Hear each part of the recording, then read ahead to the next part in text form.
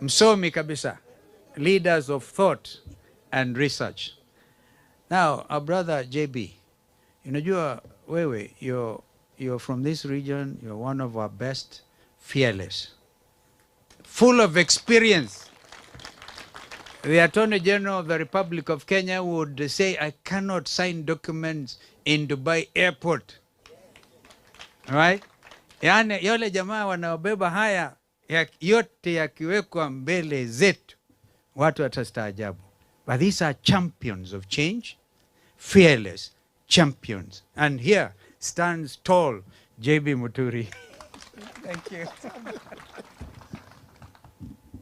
Thank you very much, Your Excellency, SKM, our host, the University Dons, comrades, colleagues, members of parliament, other invited guests. I will not attempt to be as fluent in Swahili as my good friend Mugisa will start laughing at me before we get to Thika. But let me give thanks to His Excellency Stephen Kalonzo Musyoka for indeed inviting us to come and listen to the leaders of thought and research alongside the wise people. You know, I don't want to use the Bible. It says, when you say wise men, you include the women. I think let's agree they are wise people because they are of both gender. You know, the priest, the preacher, the gentleman who gave us the word, at some point I thought he was pointing at me. Because he spoke about surrounding yourself with wise advisors. And because I'm not in a hurry. I know my two brothers may want to leave. Mimi najua, for those who understand Kikamba, Nemusi. In fact, across the main road, my brother Steve, I told you the other time when we were here, across the main road, I also have a small place where I could, if it got very late, and if Steve was to chase me out, I would just cross over and sleep. Kwa hivyo niko nyumbani. But the reason why I say I thought the preacher was addressing me is because something that I've told Kenyans in the past. And let me just repeat it so that you can see how it fits to what the world told to us was all about. Immediately, Kenya Kwanza took office. And, you know, I had gone to Kenya Kwanza, first of all complaining because those of you who drive on Thika Road, if you remember, there was a very huge post of myself, and there were only two words below my photograph, Kenya Kwanza. Little did I know that actually, I even know the person who actually did it. It is Wavinya's counterpart in Nairobi, Johnson Arthur Sakaja. He saw it and he quietly went and had it secured at the registrar of political parties' office. So when I was going there, they told me, no. I told them, why did you pick my slogan? They told me, no, it's this one. We already have, we have it under our name. So I didn't want to quarrel about nothing. But my main story is about when William Ruto became president and he was about to name his cabinet. we used to have several meetings. In one of the meetings, he told me that, he likes calling me JB. JB, I actually want you to be the Attorney General. Even as those of us who joined Ruto, we were saying we know him, Ben. We were saying we actually know him, but somehow there was an issue of we didn't know, we were not, actually I think we were not consulted. Maybe friends should bear the blame for not consulting some of us. Because we had had several meetings with my brother, senior brother, Stephen Kalonzo Musyoka. So I think the problem was just within what was then government. We were not consulted. So even as we were joining that Kenya Kwanza, we were saying we know this guy. So when he proposed that I become the Attorney General, I told him no. No, I can't. I don't want to do that.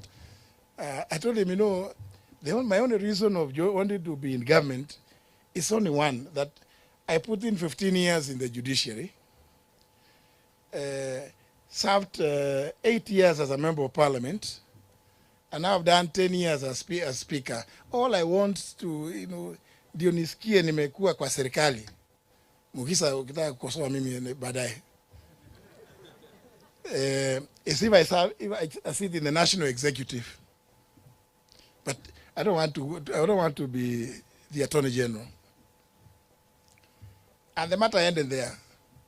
2-3 days later, my good friend, who was not only my classmate but my roommate, the current Speaker of the House, the National Assembly, Moses Masika Wetangula, calls me to some place, and we go, and he tells me that, I have your message.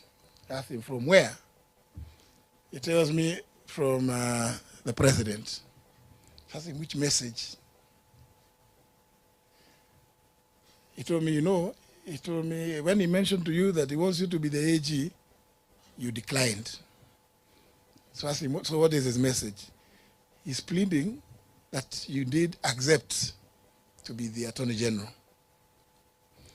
So I decided, since Moses is somebody we've known for each other for so long, in fact, I began my working career, I saw somebody talking about Kebabi. I know the villages around that area. So I decided, let me tell Moses the truth. So I tell Moses, you know what?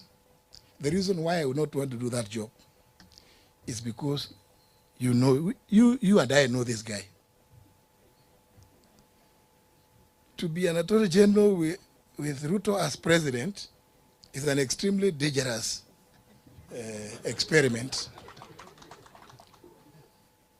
So we talked with Moses. I told him, you know what? The AG's job is to advise. The other one of going to court, it's no more because you go in public interest. And there are so many state councils. But this one of advising, you must be clear that the person who you are advising also wants to be advised. And this is why I bring in the sermon. That, you cannot advise somebody who cannot accept advice or take advice. So, because Moses told me now that is hiyo ni kali, siwezi kumwambia hivyo, wacha nimwambie tu bado unakataa. So when we met later, again, ananiambia sijamalizana na wewe JB, unajua, tukaenda, najua anakunywa chai mingi. Tukaenda, tukaketi tena, chai mingi. Then I decided, let me tell this guy the reason why I do not want this job. And I told him, you know what? As AG, I would date a situation whereby my advice will not be taken. Because I cannot advise in a manner that is inconsistent with the provisions of our constitution. And what I fear about you, now I told him direct, is that, you know, I may give you advice which you may not like. Na tutakosana. You know what the guy told me? Exactly, JB. That's why I want you there. I want somebody who is firm and who is never shaken. Now, my friend Mugisa, kama mtu amekuambia ati hiyo ndio sababu anakutaka pale, so nikamwambia, if you promise that you will never interfere with my advice, my work as Attorney General, then you can go ahead and announce the cabinet. Because my stories are long, I will not go beyond that. But you can see why this sermon, I felt, was quite appropriate. You must surround yourself with wise men, wise advisors. And also, you see, within the context of governance, people must appreciate the country, that the country is bigger or greater than any one individual. It does not matter. We've been told about issues about in fact, it's His Excellency who told us about the $1, people living below $1 a day. If that cannot concern you in leadership, such that whatever it is, whatever decisions you take are acutely informed by the desire to lift those that live below $1 a day in the country, then you are not worthy in a position. You cannot take oath in public. And of course, remember our constitution says the president must be sworn between the hour of 10 a.m. and 2 p.m. Wakili Wanjiru. So you take oath in broad daylight to protect, preserve, uphold, and defend the Constitution. Among other things, also the dignity of the citizens. And then, soon thereafter, human life means nothing to you. Human life means nothing to you. That you watch human life being taken away. What they say in Kiswahili, again, kiholela. Surely. And you want people to keep quiet so that you can remain in leadership? I'm sure, my good brothers and sisters, you'll agree with me. When it gets to that, you must take a position. You must take a position. Because who is it you say you are sitting there planning for? If these are the people merely for expressing their opinions themselves about the university funding model, about the high taxes, that becomes a reason why you will take away their lives? And I keep saying, I was lucky that I was able to run to William Ruto. I'll tell him, William Ruto, I sent you a message last night at 3 a.m. I told you my son was abducted. You have not responded. He says, oh, my phone crashed, there are too many messages. And then I tell him, and before going to him, I had tried to get to talk to anybody, including, I don't want to say, I don't want to now, but our good friend from Tharaka, Kindiki, who was then in charge of Interior. And Aya, fire hiyo. Noma si noma. And he too and the audacity of replying to me that, no, I can tell you. Because I told him, Nuldin knows where my son is. And Kindiki called me twice. I told me, no, it's not true.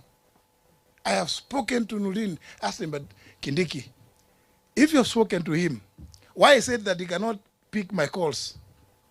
We sit together in the National Security Council. Why? I mean, does he imagine that it's not a love affair? Since last evening, I've been trying to call him and he cannot answer my calls. So I go, given that situation, Mugisa, I drove to State House and I told Kasongo, look, my son was picked and then he's telling me, oh, my phone crashed. I said, no, just call. Call Nuldin. I'm standing next to him. And he calls Nuldin. He said, Nuldin, are you the one holding Muturi's son? He said, yes, sir. Yafandi, yes. Just release him. And Nuldin says it, and I could hear, Your Excellency, in the next 1 hour, you'll be at home. Surely. I imagine how many parents in Kenya have been agonizing to date. For some of them, we are with you, Wakili Njiro and Dan Manzo. Some of them they don't know where their children are. They disappeared without trace to date. They cannot reach William Ruto. I was lucky. I was able to reach him. But isn't it obvious? Does it require any dons? If he calls this one person and he tells him, release him, do we need to go out there asking who has been abducting these kids?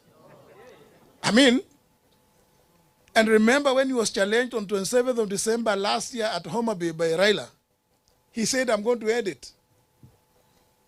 Much later this year, at the visit, at the press conference they held with the president of Finland, in answer to a question by one of the journalists there, what did William Ruto say? All those who had been abducted have been released and taken to their homes. So Kenyans, do we have any doubts as to who is abducting? Because how would you release somebody whom you don't know where they are? I mean, it's obvious. And then when you turn around and purports to set up a committee, that reminds me, Council Njiro Ndego Njiro, the Latin maxim, Memo judex in causa sua. You cannot be a judge in your own cause. William Ruto, we have tremendous respect for Makawa Mutua. Makawa Mutua is somebody we respect. In fact, we were with him in the university. He was a year behind me. But surely, because we know people go through, tunaambiwa siku hizi kuna mwosho moja. I think Makao, my good friend, ameoshwa moja. Na hapo ndio shida ya Kenya imeanza sasa. Because it is not possible for you to say you are going to do a framework for compensating those who may have been injured or killed during the protests. It is not possible. I'm going to sit and I want to listen more to these great people, Your Excellency. Thank you very much for listening to me. Well done. Thank you. Umesikia jamba kabisa.